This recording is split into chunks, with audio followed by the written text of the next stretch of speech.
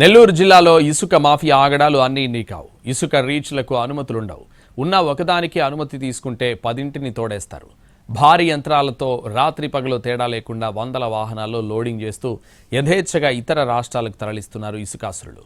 అధికారులకు వాటాలుండడంతో కన్నెత్తి చూడడం లేదన్న విమర్శలు వస్తున్నాయి. 7 యూనిట్ల టిప్పర్ ఖరీదు 10,000 రూపాయలు. అంతకు మించి పెద్ద లారీలు టిప్పర్లైతే 15,000 వరకు వసూలు చేస్తున్నారు. ట్రాక్టర్లకు 1000 వంతున యూనిట్ ఇసుకను విక్రయిస్తున్నారు. నాణ్యత పరంగా పెన్నా ఇసుకకు చాలా డిమాండ్ ఉంది. దీంతో అందినంత తోడేస్తున్నారు. నెల్లూరు జిల్లాలో ఇసుక మాఫియా చెలరేగిపోతున్న వైనంపై వెంకట్ అందిస్తున్న గ్రౌండ్ రిపోర్ట్. ఇసుక మేటల నుంచి బయటపడ్డ అతి పురాతన ఆలయాన్ని అడ్డం పెట్టుకొని ఇసుక మాఫియా రెచ్చిపోతుంది.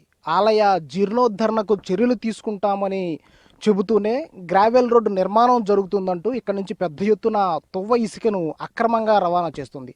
అయితే ఇటీవల పెరమన సమీపంలో జరిగిన రోడ్డు ప్రమాదానికి ఇక్కడ ఉన్న పెరుమాళ్లపాడుకి మధ్య ఉన్న సంబంధం ఏంటి?